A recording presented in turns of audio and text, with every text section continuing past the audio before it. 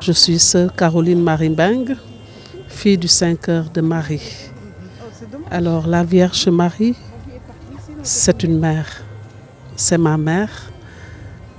Donc un modèle pour moi, mon modèle de vie et de sainteté, de consécration. Elle est mère parce que Jésus nous l'a donnée comme mère. Voilà. Et chaque jour de ma vie, j'essaie de la regarder dans ce qu'elle est pour Dieu, dans sa foi, dans sa charité, dans sa compassion, dans son action, dans ses paroles, dans tout ce qu'elle a été pour le Seigneur. Et que j'essaie, avec mes limites, avec ma fragilité, mes faiblesses, que j'essaie de suivre, que j'essaie d'imiter. Voilà. Alors, Popenguine est devenu un lieu saint, une ville sainte, après 136e. Aujourd'hui, nous fêtons 136e édition. Et la grotte est significative pour chaque pèlerin, pour chaque fidèle catholique, parce que même si ce n'est pas le pèlerinage, il y a des gens qui viendront pour se plier, pour prier à la Vierge Sainte Marie. Nous voulons savoir exactement, après, au sortir de cette grotte, qu'est-ce que vous ressentez exactement chaque jour? Voilà. Donc, je comprends que la grotte attire tant de monde, hein, parce que, en général, en tout cas, les Sénégalais que nous sommes proches de nos mères. Hein.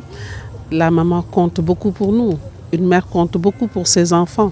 Et je comprends pourquoi Marie attire tant de monde. Et au sortir, en tout cas, de ce pèlerinage, de cet hommage que nous rendons à Marie, de ces prières que nous déposons à ses pieds, au sortir de cela, je crois que chacun de nous espère se transformer, espère vraiment avoir une vie de plus en plus proche de Dieu, suivre de plus proche, de plus près Jésus-Christ. Je rends grâce à Dieu pour ce jour-ci. Alors, nous sommes là aujourd'hui pour rendre visite à notre Mère du Ciel. C'est un moment très très important parce que elle est la clé de la porte qui mène à Jésus. La Vierge Marie, elle est comme l'une d'entre nous. Mais spécialement, elle a reçu de Dieu la grâce de l'Immaculée. La grâce d'être la mère du sel de vie qui est Jésus. Et cette mère, voyez-vous, elle a tout donné à Dieu. Elle n'a rien gardé pour elle. Elle a tout donné à Dieu pour que nous, les hommes, à sa ressemblance, les hommes comme elle, nous ayons la vie par elle, par celui qui est venu par elle, qui est Jésus. Aujourd'hui, c'est une grande joie pour moi de revenir rendre visite à ma maman. Elle n'est pas que seulement à Popenguine, elle est présente avec nous chaque jour et chaque instant. Elle est le modèle de vie pour qui que ce soit l'homme ou que ce soit la femme. Elle est un modèle. Quand on veut aller à Dieu vraiment, quand on cherche Dieu et qu'on a rencontré la Vierge Marie, on est sûr d'avoir rencontré Dieu. Parce qu'elle va nous aider à arriver à son Fils. Tout manquement qu'on a en nous, elle comble ça par son oui. Par son oui, elle nous obtient tout ce qui nous manque pour être tout à Jésus. Alors, rester là à parler de la Vierge Marie, un livre ne suffirait pas. Ce que je peux dire, c'est qu'elle n'a jamais abandonné qui que ce soit. Même quand tu ne dis pas ton besoin, dès qu'elle voit ton besoin, comme aux noces de Cana, le couple de Cana n'a pas eu à dire son besoin. Mais d'un simple coup d'œil maternel, elle a su et découvert le besoin de ce couple. Et au travers de ce couple, c'est notre besoin à chacun. D'un simple regard, cette mère, cette dame si belle, elle sait ce dont on a besoin. Et elle nous donne ainsi à Jésus. Elle nous demande la grâce dont on a besoin à son divin Fils pour que nous puissions l'avoir. Alors mon dernier mot, c'est d'inviter tout un chacun à aller vers eux. Particulièrement à ceux qui doutent si Dieu existe ou n'existe pas. On a une femme, une simple mère, une grande mère, une douce mère, une dame silencieuse, une dame très très accueillante, une dame qui ne regarde pas notre ethnie, notre origine, nos avoirs, qui n'a pas besoin de tout cela, mais qui, par son simple sourire, nous montre que Dieu existe et nous dit qu'on n'a pas à avoir peur ni crainte. Venons à elle et allons à Dieu.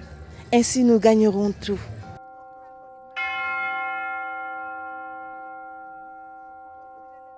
Je suis le père Prosper Joseph Carvelot, recteur du sanctuaire, pour ne pas dire gardien du sanctuaire. Alors, beaucoup de personnes se posent la question pourquoi Popenguine. On pourrait aussi dire pourquoi pas ailleurs.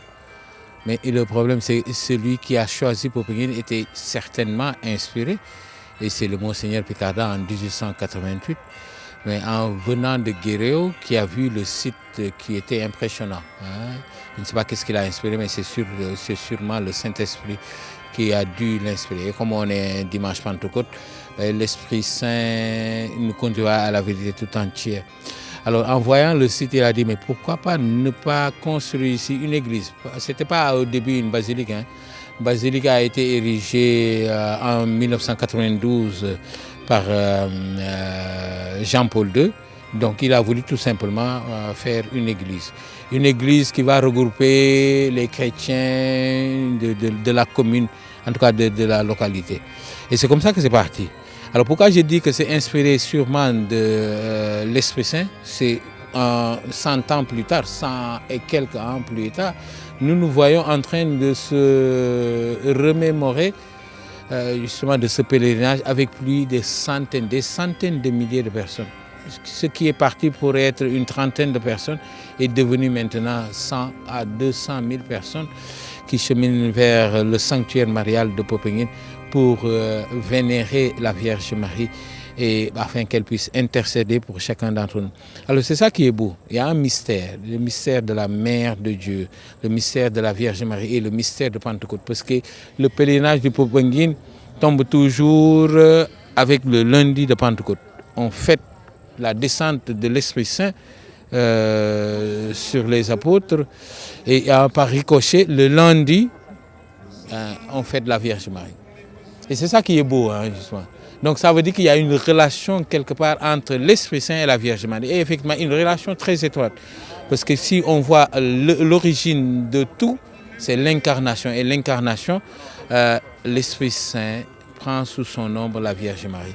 Et tout part dans ce sens. Et c'est l'apothéose, j'allais dire, de l'épanouissement de l'humain dans la révélation de Dieu. Le silence est hyper important dans notre relation avec Dieu, dans notre connexion avec Dieu et dans notre manière, enfin, j'allais dire, de communiquer avec Dieu. Dieu est le silence. Pour entendre Dieu, il faut être dans le silence. On ne peut pas être dans le bruit. Au village, vous allez entendre, il y a beaucoup de bruit, etc. Mais on a voulu préserver le silence autour du sanctuaire pour que les gens puissent se recueillir, être cœur à cœur avec Dieu, être dans une symbiose avec le divin. Et le divin n'est pas dans le bruit. C'est pourquoi quand on voit dans les monastères, ils se retirent de Dieu pour parler seul à seul avec Dieu. Sans le silence, on ne peut pas entendre la voix de Dieu. On ne peut pas. Donc c'est ça qui implique, qui nous conduit à vouloir préserver ce silence autour des lieux, en tout cas, où on préserve pour que nous puissions vraiment vivre ce cœur à cœur avec Dieu.